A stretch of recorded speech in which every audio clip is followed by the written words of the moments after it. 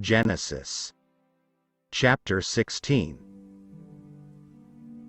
Now Sarai, Abram's wife, had borne him no children, and she had an Egyptian maidservant whose name was Hagar. So Sarai said to Abram, "See now, the Lord has restrained me from bearing children. Please, go into my maid. Perhaps I shall obtain children by her."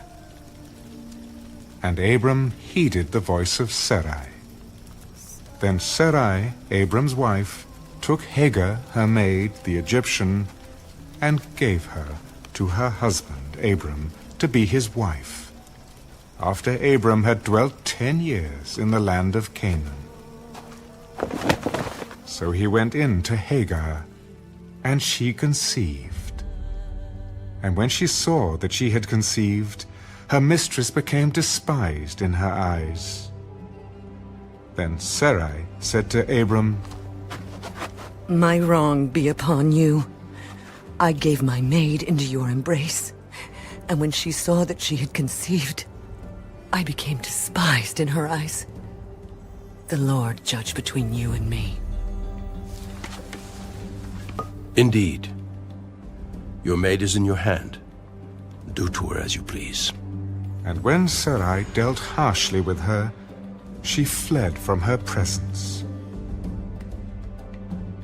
Now the angel of the Lord found her by a spring of water in the wilderness, by the spring on the way to Shur. And he said, "Hagar, Sarai's maid, where have you come from? And where are you going?" "I'm fleeing from the presence of my mistress, Sarai." "Return to your mistress and submit yourself under her hand. I will multiply your descendants exceedingly, so that they shall not be counted for multitude. Behold, you are with child, and you shall bear a son. You shall call his name Ishmael, because the Lord has heard your affliction. He shall be a wild man. His hand shall be against every man, and every man's hand against him.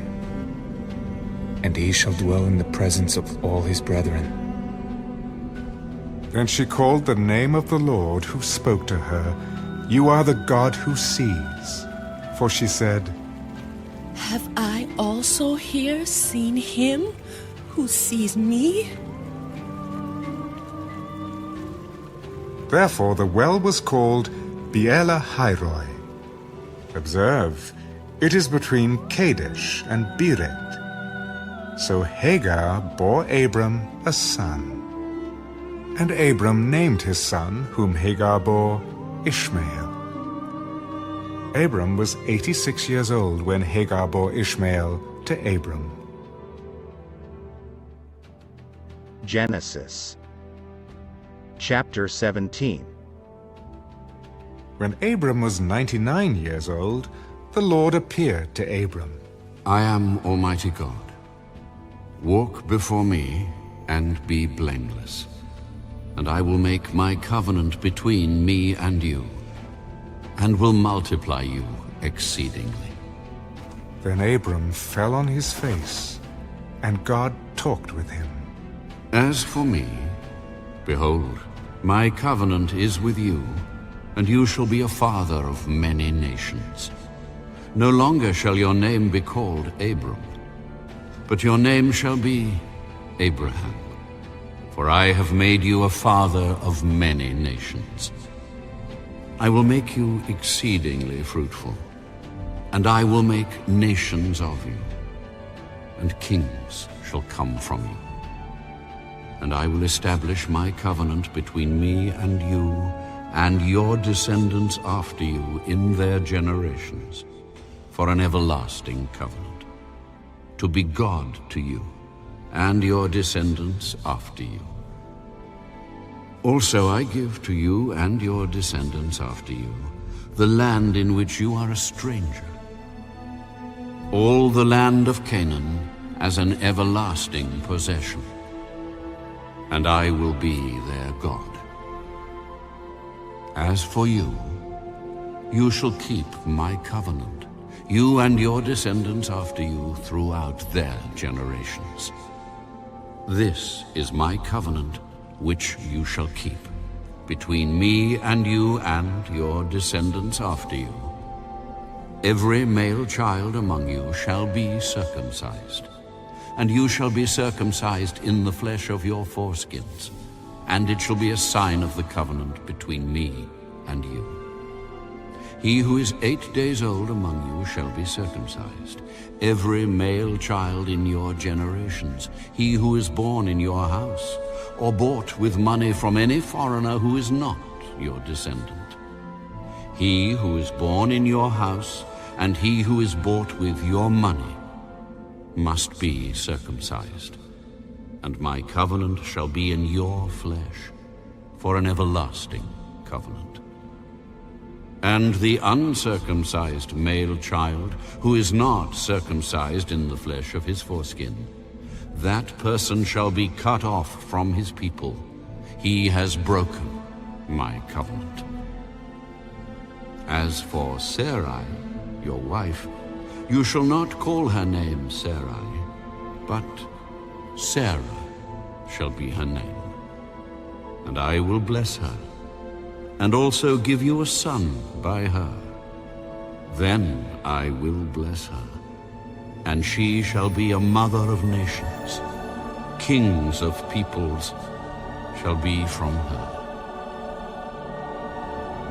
Then Abraham fell on his face and laughed, and said in his heart, Shall a child be born to a man who is 100 years old? And shall Sarah, who is 90 years old, bear a child? And Abraham said to God, Oh, that Ishmael might live before you. No, Sarah your wife shall bear you a son, and you shall call his name Isaac. I will establish my covenant with him for an everlasting covenant, and with his descendants after him. And as for Ishmael, I have heard you. Behold, I have blessed him, and will make him fruitful, and will multiply him exceedingly. He shall beget 12 princes, and I will make him a great nation. But my covenant I will establish with Isaac, whom Sarah shall bear to you at this set time next year. Then he finished talking with him, and God went up from Abraham. So Abraham took Ishmael his son, all who were born in his house, and all who were bought with his money, every male among the men of Abraham's house, and circumcised the flesh of their foreskins that very same day, as God had said to him. Abraham was 99 years old when he was circumcised in the flesh of his foreskin, and Ishmael his son was 13 years old when he was circumcised in the flesh of his foreskin. That very same day Abraham was circumcised, and his son Ishmael, and all the men of his house, born in the house or bought with money from a foreigner, were circumcised with him. Genesis chapter 18. Then the Lord appeared to him by the terebinth trees of Mamre, as he was sitting in the tent door in the heat of the day. So he lifted his eyes and looked, and behold, 3 men were standing by him. And when he saw them, he ran from the tent door to meet them, and bowed himself to the ground.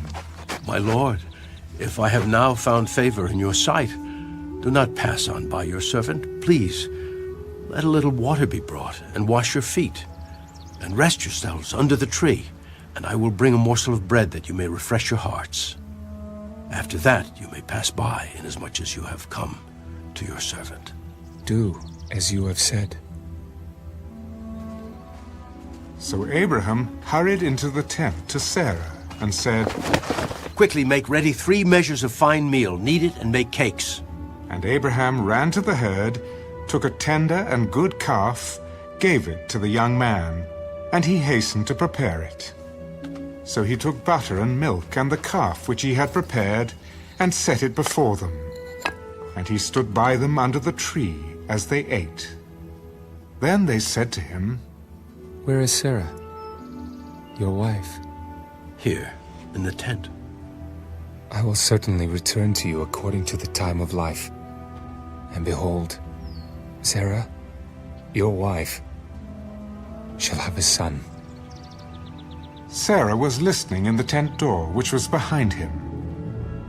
Now Abraham and Sarah were old, well advanced in age, and Sarah had passed the age of childbearing. Therefore Sarah laughed within herself, saying, After I have grown old, shall I have pleasure, my Lord being old also? And the Lord said to Abraham, Why did Sarah laugh, saying, Shall I surely bear a child, since I am old? Is anything too hard for the Lord? At the appointed time I will return to you, according to the time of life. And Sarah shall have a son. But Sarah denied it, for she was afraid. I did not laugh. No, but you did laugh. Then the men rose from there and looked towards Sodom. And Abraham went with them to send them on the way. And the Lord said, Shall I hide from Abraham what I am doing? Since Abraham shall surely become a great and mighty nation, and all the nations of the earth shall be blessed in him. For I have known him, in order that he may command his children and his household after him, that they keep the way of the Lord to do righteousness and justice, that the Lord may bring to Abraham what he has spoken to him. Because the outcry against Sodom and Gomorrah is great, and because their sin is very grave, I will go down now and see whether they have done altogether according to the outcry against it that has come to me. And if not, I will know. Then the men turned away from there and went toward Sodom. But Abraham still stood before the Lord, and Abraham came near. Would you also destroy the righteous with the wicked? Suppose there were 50 righteous within the city. Would you also destroy the place and not spare it for the 50 righteous that were in it? Far be it from you to do such a thing as this, to slay the righteous with the wicked, so that the righteous should be as the wicked. Far be it from you. Shall not the judge of all the earth do right? If I find in Sodom 50 righteous within the city, then I will spare all the place for their sakes. Indeed, now, I who am but dust and ashes have taken it upon myself to speak to the Lord. Suppose there were 5 less than the 50 righteous. Would you destroy all of the city for lack of 5? If I find there 45, I will not destroy it. Suppose there should be 40 found there. I will not do it for the sake of 40. Let not the Lord be angry, and I will speak. Suppose 30 should be found there. I will not do it if I find 30 there. Indeed. Now, I have taken it upon myself to speak to the Lord. Suppose 20 should be found there. I will not destroy it for the sake of 20. Let not the Lord be angry, and I will speak but once more. Suppose 10 should be found there. I will not destroy it for the sake of 10.